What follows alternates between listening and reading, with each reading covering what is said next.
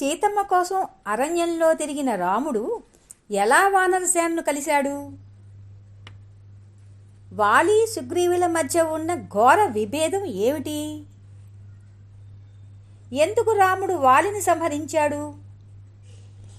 ఇవన్నీ తెలుసుకోవాలంటే ఈరోజు మనం కిష్కింధకాండలోకి ప్రవేశిద్దాం.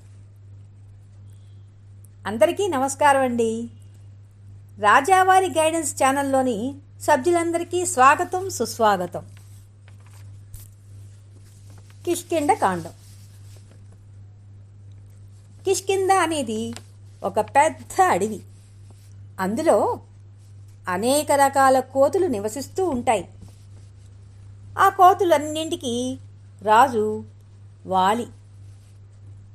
అతని భార్య పేరు తార, కొడుకు అంగదుడు. వాలి తమ్ముడి పేరు సుగ్రీవుడు. వాలి బాణవిద్యలో చాలా ప్రావీణ్యం కలిగినవాడు. అతను ఒకేసారి ఒకే బాణంతో వటుసాల వృక్షాలను ఛేదించగలడు. ఒకసారి లంకాధిపతి అయినటువంటి రావణుడు తన బలంపై గర్వంతో ప్రపంచాన్నే జయించాలని సంకల్పించాడు. అప్పుడు రావణుడు వాలి పరాక్రమం గురించి విని అతన్ని యుద్ధానికి ఆహ్వానించడానికి కిష్కింధకు బయలుదేరి వెడతాడు. అక్కడ వాలి సముద్ర తీరంలో సంధ్యావందనం చేస్తున్నట్లుగా చూస్తాడు. వాలి దగ్గరికి రావణుడు వెళ్ళి వెనక నుంచి అతన్ని పట్టుకోవాలని ప్రయత్నించాడు. కానీ అప్పుడు వాలి తన భుజాల కింద రావణ్ణి గట్టిగా పట్టుకుని అలానే సంధ్యావందనం పూర్తి చేశాడు. వాలి శరీరం నుంచి వచ్చిన చెమటతో రావణుడు శ్వాస తీసుకోలేక అపస్మారక స్థితికి చేరుకున్నాడని మన పురాణ గాథలు చాలా చెబుతూ ఉంటాయి. తర్వాత వాలి అతన్ని విడిచిపెట్టగా రావణుడు కాస్త పారిపోయాడు. వాలి సుగ్రీవుడు వైరం. డుండుబి అనే రాక్షసుడు కిష్కింధకు వచ్చి వాలితో యుద్ధం చేయాలని అనుకున్నాడు. ఆ డుండుబి అనే రాక్షసుడు మహాబలశాలి. అతను ఒక మహా ఎద్దు రూపం ధరించగలడు. డుండుబి మొదట సముద్రుణ్ణి యుద్ధానికి పిలిచాడు. అప్పుడు సముద్రుడు ఇలా అన్నాడు, నన్ను కాదు, ముందు కిష్కింధ వానర రాజు వాలిని ఎదుర్కో అని చెప్పాడు. అలా డుండిబి కిష్కింధకి చేరుకుంటాడు. యుద్ధంలో వాలి డుండిబి కొమ్ములు విరిచి తోకతో గిరగిరా తిప్పి విసిరిపడేశాడు. అప్పుడు డుండిబి శవం 5 యోజనాల దూరంలో దృశ్యముఖ అనే పర్వతం మీద పడింది. అక్కడే మహర్షి మాతాంగ ఆశ్రమం ఉంది. ఆ శవం తన ఆశ్రమాన్ని అపవిత్రం చేసిందన్న కోపంతో ఆ మాతాంగ మహర్షి వాలిని ఇలా శపిస్తాడు, వాలి ఈ పర్వత ప్రాంతంలో అడుగు పెడితే అతనికి మరణం సంభవిస్తుంది అని శాపాన్ని ఇస్తాడు. ఈ శాపమే తర్వాత సుగ్రీవుడికి రక్షణగా మారింది. డుండుబి తమ్ముడు మాయావి.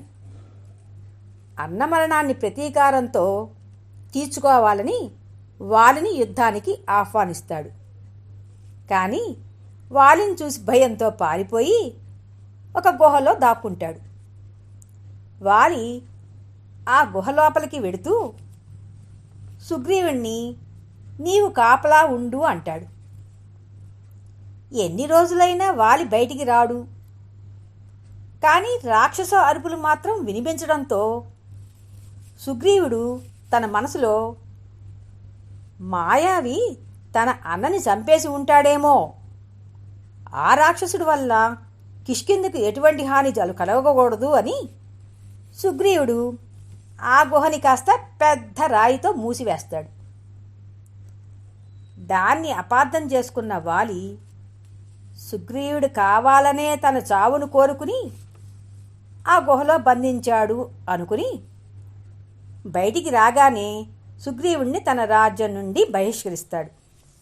సుగ్రీవుడి భార్యను కూడా తన దగ్గర బంధిస్తాడు. వాలి బలపరాక్రమాన్ని తాళలేక సుగ్రీవుడు బాధతో ఋషిముఖ పర్వతం మీద తలదాచుకుంటాడు. ఆ పర్వతం మీద ఉన్నప్పుడే రావణుడు సీతాదేవిని తీసుకువెడుతున్నప్పుడు చూస్తాడు. అప్పుడే సీతాదేవి తన ఆభరణాల్ని కొన్ని కింద పడేస్తుంది.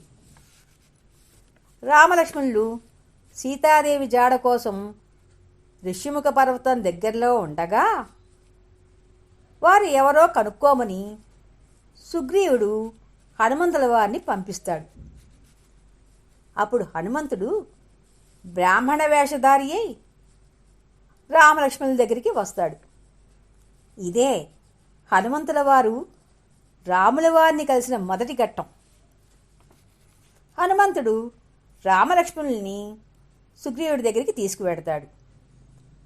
రాముడు సీత జాడ కోసం వెతుకుతున్నాడు అని తెలుసుకుని సుగ్రీవుడు సీతమ్మ పడేసిన ఆభరణాలను చూపించి నిర్ధారించుకోమంటాడు. లక్ష్మణుడు మాత్రం సీతాదేవి కాలి పట్టీలను మాత్రమే గుర్తిస్తాడు. ఎందుకంటే లక్ష్మణుడు రోజు సీతాదేవి కాలిని మాత్రమే చూసేవాడు, అంతకన్నా పైన ఎన్నడూ చూడలేదు. కాబట్టి మిగతా ఆభరణాల్ని రాముడు చూసి నిర్ధారించుకుంటాడు. దాంతో సుగ్రీవుడు తన బాధని వెల్లడించి రాముణ్ణి ఒక సహాయం కోరతాడు. రాముడు అలానే సహాయం చేస్తా అని అగ్నిని సాక్షిగా చేసుకుని మాటిస్తాడు. సుగ్రీవుడు కూడా సీతాదేవిని వెతకటానికి సాయం చేస్తానని మాటిస్తాడు. వాలి వధ. వాలిని వధిస్తాను అని రాముడు మాట ఇవ్వగానే సుగ్రీవుడు కిష్కింధకి వెళ్ళి వాలిని యుద్ధానికి పిలుస్తాడు. ఇద్దరూ ఘోరంగా తలపడుతూ ఉంటారు. రాముడు వాలిని ఎంతసేపటికి సంహరించకపోవడంతో సుగ్రీవుడు వాలితో ఇక తడబడలేక ఋష్యముఖ పర్వతానికి పారిపోతాడు. శాప భయంతో వాలి ఆ పర్వతం మీదకి రాడు.